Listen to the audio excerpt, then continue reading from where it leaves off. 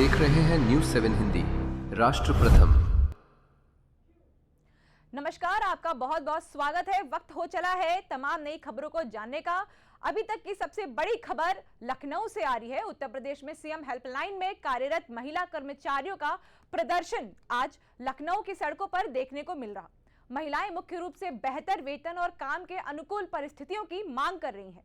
प्रदर्शन में मुख्य रूप से वेतन वृद्धि, ब्रेक का समय पर मांग की गई है। महिला कर्मचारी अपनी सैलरी को बढ़ाकर 15,000 प्रति माह करने की मांग कर रही हैं।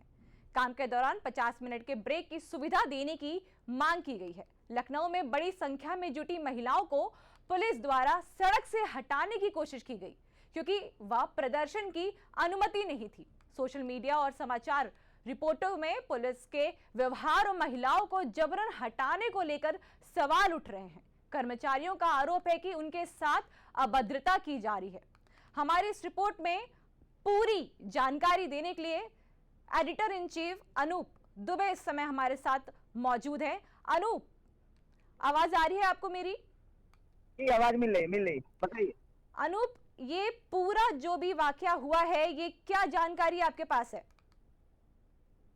देखिए, आज जब बात ये हो रही थी कि 1076112 इन दोनों के जो कॉलिंग करने वाली बच्चियां थी, जो लड़कियां थी, जो वहां काम करती थी, उन्होंने बहुत पहले, इसके पहले भी आरोप लग चुका था कि एजेंसी के थ्रू ये हायर किए गए थे और उसके बाद हायर करने के बाद एजेंसी क्या करती थी कि इनको 15,000 बता के 7,000 8,000 रुपया देती थी। एजेंसी बीच में कटौती करती थी। उस एजेंसी पे उत्तर प्रदेश के मुख्यमंत्री ने जांच भी बैठा रखे थे। अब आज जब उन्होंने प्रदर्शन किया, उस प्रदर्शन में ये था कि हमारी वेतन को बढ़ाया जाए और जब बीच की कटौती, उस कटौती को कट किया जाए। अब कटौती जो हो रही थी, उससे कहीं ना कहीं जो कर्मचारी थे वो परेशान थे। आज वो प्रदर्शन करने लगे हैं। जैसा बताया गया है शैलजा, प्रदर्शन में कभी कभी देखिए दो चीजें होती हैं। सरकार की छवि को सरकार में बैठे लोग ही बनाते हैं और वही लोग बिगाड़ते हैं। अनूप जी, लेकिन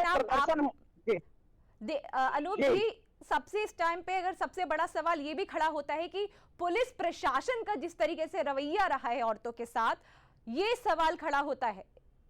मैं उसी पे शैलजा आ रहा हूँ और मैं खुद भी ऑन कैमरा इसका विरोध इसलिए करता हूँ कि देखिए, मैं बार बार कहता हूँ कि उत्तर प्रदेश का नेतृत्व जो है वो अच्छे हाथों में है, मगर कुछ घृणित मानसिकता के लोग आके पूरी सरकार का पलीता लगा देते हैं और उससे ये लगता है कि सरकार में जो लोग बैठे हैं ऐसा वो सीधे मुख्यमंत्री को घेरने लगते हैं। मैं बार बार कहता हूँ, हर अपने खबर में कहता हूँ और पूरी जिम्मेदारी और दमदारी से कहता हूँ कि नेतृत्व में गलती नहीं है। जो उनके साथ काम करने वाले यानी प्रशासनिक लोग, आज भी वर्दी ने जो वहां काम किया है वो नहीं करना चाहिए था। लड़कियों को घसीटना, उनको घसीट के बसों में डालना, ये ठीक है। वो देखिए, स्वतंत्र भारत में हम अपनी बात रखने के लिए आजाद हैं जी। अपनी बातों को तरीके से रखना भी चाहिए जी। मेरा मानना है कि धरना प्रदर्शन होता है अपनी बात को लेकर, मांग को लेकर। ये बच्चियां पहले से भी वहां के कर्मचारी प्रताड़ित होते रहे हैं। तो मैं ये कहता हूं कि जिस एजेंसी के थ्रू है, उस एजेंसी को हटाया क्यों नहीं जा रहा है? क्या कोई बड़ा अधिकारी भी इसमें है? और मैं ये दावे के साथ कहता हूं कि देखिए, इसमें मिली भगत है। आप सोचिए कि इतने 400 से 500 कर्मचारी उसमें काम करते होंगे, टेलीकॉलर काम करते होंगे शिफ्ट वाइज। अगर एक कर्मचारी का 7,000 8,000 रुपया मारा जा रहा है तो 500, आप काउंट कर लीजिए कितना। और वो लिफाफा कहां कहां तक पहुंचता होगा। और राजधानी में ये घटना हो रही है, मुख्यमंत्री के नाक के नीचे हो रही है और उसमें घेरा जाता है। विपक्ष तो अभी सीधे मुख्यमंत्री को घेरेगा, जबकि ये घटना आपको बताएं शैलजा, ये वर्दीधारियों ने की है। वर्दीधारी को ये समझना चाहिए कि वो आप ही के सहयोगी हैं जी। शैलजा, अनूप जी, आपने जैसे अभी बात कही कि बोलने का अधिकार, अपनी बात रखने का अधिकार, फ्रीडम ऑफ एक्सप्रेशन, ये हमारा मूल्य अधिकार है।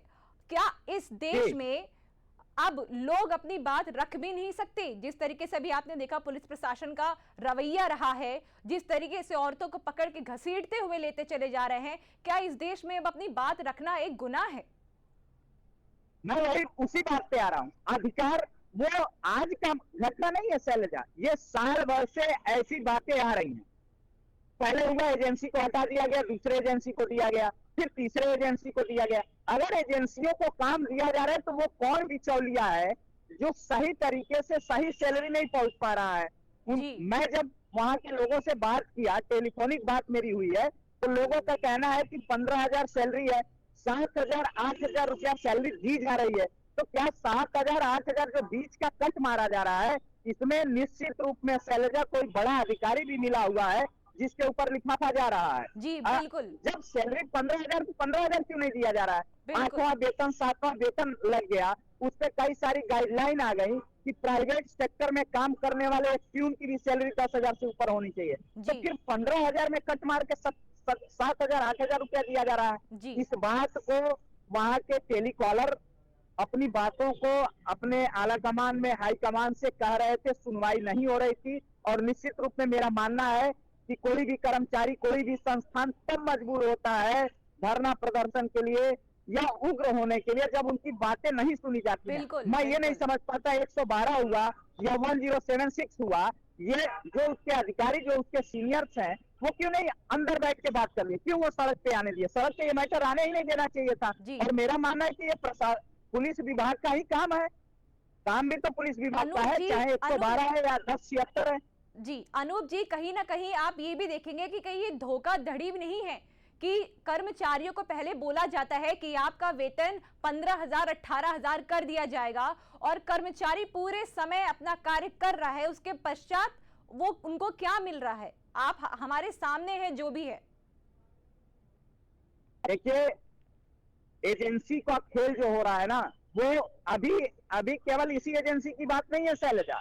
संविदा पे कम से कम मुझे लगता है 50 से ज्यादा एजेंसियां काम कर रही हैं, पंचम तल से लेके सचिवालय, विधानसभा से लेके सारे विभागों में। और सारे विभागों की स्थिति यही है कि बिचौलिए खा जाते हैं पैसा और एजेंसी क्या करती है, मोटा रकम दे के अपना काम सेट कर लेती है और कर्मचारियों से उस पैसे की वसूली होती है।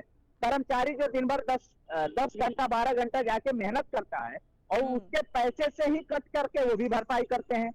तो मेरा मानना यह है कि देखिए, इस मामले में ऐसा मैं नहीं कहूंगा, मुख्यमंत्री की नजर होगी और इस पे देखिएगा कल सुबह तक मुख्यमंत्री सख्त निर्णय कुछ लेंगे एजेंसी को लेकर। मगर मैं चाहता हूं कि एजेंसी को हटाई जाती, फिर एजेंसी सेटिंग कैसे हो जाता है, मेरे समझ से परे है शैलजा।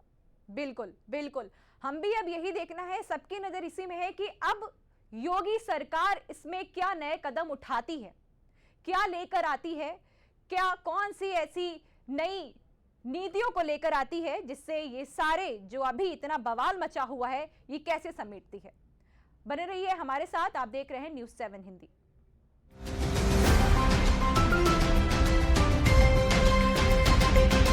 आप देख रहे हैं न्यूज़ 7 हिंदी।